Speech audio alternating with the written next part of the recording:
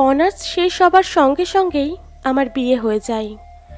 বিয়ের পর আমি আমার হাজবেন্ডকে বলি আমি জব প্রিপারেশন নেব, বুক শপ থেকে কিছু বই কিনে এনে দিতে পড়ার জন্য। তাছাড়া একটা কোচিংয়ে ভর্তি হবার কথাও বলি। আমার হাজবেন্ড এই কথা শুনে আমার দিকে চোখ লাল করে তাকালো। তারপর বলল, চাকরি তো আমিই করছি, সংসার তো আমিই চালাবো, তোমার চাকরি করতে হবে কেন? মেয়ে মানুষ তুমি, বিয়ে হয়ে গেছে, ঘরে থাকো, ঘরের কাজ করাই তোমার চাকরি। আমি কিছু বললাম না, শুধু অবাক হলাম। পড়াশোনা করা উচ্চ শিক্ষিত একটা ছেলের নারী সম্পর্কে এই মনোভাব, বাহ! সেদিন রাতে আমার হাজবেন্ড অফিস থেকে ফিরলে তাকে আমি বলি, কেন করতে দেবে না তুমি আমায় জব? সে বলল, জব করলে মেয়েরা নষ্ট হয়ে যায়, স্বামীর সঙ্গে উঁচু গলায় কথা বলে, অনেকেই কলিগের সঙ্গে পরকীয়া করে, তাদের দিয়ে সংসার হয় না। আমি শব্দ করে হেসে ফেললাম তখন। হেসে তারপর বললাম, জব করলে ছেলেরা নষ্ট হয় না? তারা কি বউদের সঙ্গে তখন উঁচু গলায় কথা বলে না, খবরদারি করে না, খুব কলিগদের সঙ্গে প্রেম করে না? তাদের দিয়েও তো সংসার হবার কথা না।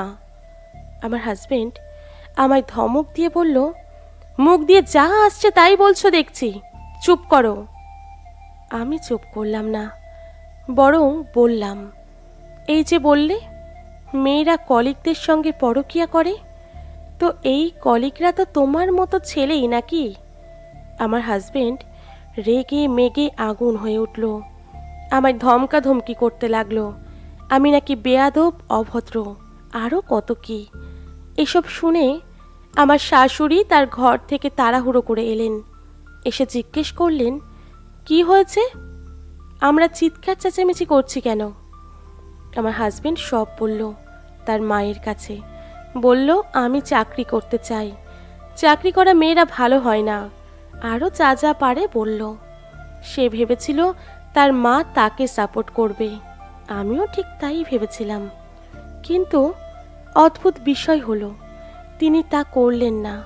আমার শাশুড়ি সব শুনে বললেন, চাকরি করা মেয়েরা খারাপ হয় না, পরকীয়া চাকরি করা মেয়েরা করে না, এসব করার তাদের সময় কোথায়? 8টা থেকে সন্ধ্যা পর্যন্ত তাদের অফিস, তারপর বাসায় এসে রান্নাবান্না, বাচ্চা সামলানো, সারাদিন পরিশ্রম করে রান্নাবান্না করে বাচ্চা সামলিয়ে শরীর তো ক্লান্ত হয়ে পড়ে। এরপর আবার সকালবেলা অফিস থাকে, তো সকালে অফিসে যেতে হলে তো সকাল সকাল ঘুমোতে হবে, তো 12টার আগেই এরা ঘুমিয়ে পড়ে। তো পরকীয়াটা করবে কখন? কিংবা এদের দ্বারা সংসারটাও নষ্ট হয় না, বরং এসব করে যারা ঘরে শুয়ে বসে থাকে তারা। স্বামী যদি সারা দিন অফিসে থাকে আর স্ত্রী ঘরে থাকে, তো এভাবে অলস হয়ে বসে থাকতে থাকতে একটা সময় পর সে ভাবে তার স্বামী তার সঙ্গে অনাচার করছে, তাকে সময় দিচ্ছে না, ভালোবাসছে না। স্বামী কিন্তু অফিসের কাজে ব্যস্ত, কিন্তু স্ত্রী মনে মনে ভাবছে স্বামীর বুঝি তার প্রতি আর কোনো আকর্ষণই নেই, সে বুঝি অফিসের অন্য কোনো মেয়ের সঙ্গে ভাব ভালোবাসা করছে। এরপর ঘরে থাকা অলস স্ত্রী দিন দিন অন্যরকম হয়ে পড়ে, স্বামীকে সারাক্ষণ সন্দেহ করে, ঝগড়া করে। এছাড়া ঘরে বসে থেকে থেকে তো আর তার ভালো লাগে না, সে ফোন ব্যবহার করে। অলস সময় কাটানো, বাইরের কোনো লোকের সঙ্গে কথা বলতে ইচ্ছে করে তার, কথাও বলে। ভাবে, স্বামী যদি অন্য মেয়ের সঙ্গে অফিসে ভাব করতে পারে, তবে সে কেন পারবে না? তখন সেও ফোনে অন্য পুরুষের সঙ্গে কথা শুরু করে। এছাড়া অলস সময় কাটাতে সে প্রতিবেশী মহিলাদের সঙ্গে ঘন্টার পর ঘন্টা ফালতু বিষয় নিয়ে গল্পগুজব করে। সেই সব মহিলারা নানান কুবুদ্ধি দিয়ে যায় তাকে। এই সব বুদ্ধি নিয়ে সুন্দর সংসার সে নিজেই বিষাক্ত করে তোলে। এইগুলো আমার দেখা জানা অভিজ্ঞতা থেকে বলছি। এখন তুই দেখ কি করবি, কিন্তু আমি কি করব তা আমি নিজেই ঠিক করে নিয়েছি। আমার দায়িত্ব আমি পালন করব। আমার হাজবেন্ড তখন আর কিছু বলল না, চুপ করে রইল। কিন্তু পরের দিন দুপুরবেলা আমার শাশুড়ি আমায় নিয়ে শহরের একটা বুক শপে গেলেন। বই কিনে দিলেন আমায় তার নিজের টাকায়। তারপর একটা কোচিংয়ে ভর্তি করিয়েও দিয়ে এলেন আমায়। এরপর বললেন, জেদ করে পড়ো, মেয়েদের নিজের পায়ে দাঁড়াতে হয়। একটা দেশের জনসংখ্যার অর্ধেক মেয়ে, এরা যদি বসে থাকে দেশের উন্নয়নে কাজে না করে তবে এই দেশ উন্নত হবে কি করে? শাশুড়ির এইসব আচরণে খুশিতে আমার চোখে জল চলে এলো। এরপর থেকে আমি পড়তে শুরু করি, নিয়মিত কোচিংয়ে যাই, হোমওয়ার্ক করি। আমার হাজবেন্ড প্রথম প্রথম চুপচাপ থাকলেও একটা সময় পর সে নিজেও আমার পড়া বুঝিয়ে দিতে লাগলো।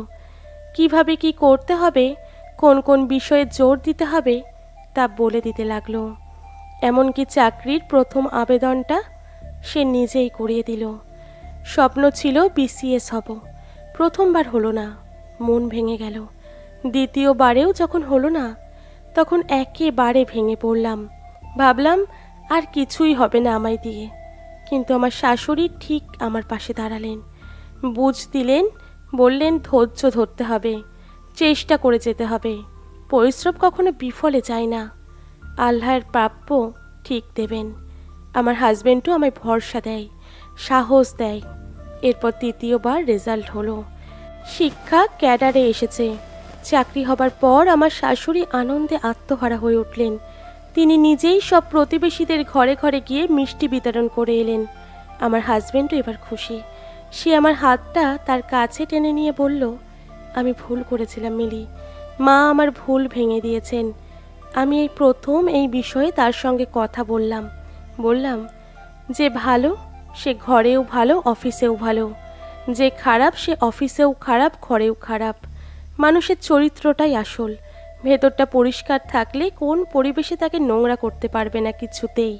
আর ভেতর পরিষ্কার না থাকলে কোনো পরিবেশ তাকে কোনোভাবেই ভালো করতে পারবে না। তাছাড়া খারাপ শুধু মেয়েরা হয় না, ছেলে মেয়ে সবাই হয়। তাই শুধু মেয়েদের নির্দিষ্ট করেই কথা বলা উচিত নয় যে তারা অফিসে গেলেই বাইরে গেলেই নষ্ট হয়ে যাবে। আমার হাজবেন্ড মাথা নিচু করে ফেলল। সে বলল, আমায় আর লজ্জা দিও না মিলি, আমি এমনিতেই অনুশোচনায় ভুগছি। হ্যাঁ, এরকম ভুল ধারণা অনেক অনেক পুরুষের আছে, মহিলাদেরও আছে। তারা ভাবে মেয়েরা চাকরি করলেই তারা নষ্ট হয়ে যাবে। এটা একেবারেই ভুল ধারণা। এই ধারণা থেকে আমাদের সবার বের হয়ে আসা উচিত। আপনার বিয়ে হয়ে গিয়েছে মানে শেষ না। বাবা মা কষ্ট করে পড়াশোনা করিয়েছেন, এটা কাজে লাগান, চাকরি করুন, ওখান থেকে বেতন এনে কিছুটা বাবা মাকে দিন, কিছুটা সংসারে দিন, বাকিটা সঞ্চয় করুন, নিজের জীবন সুন্দর করুন, সন্তানের ভবিষ্যৎ করুন।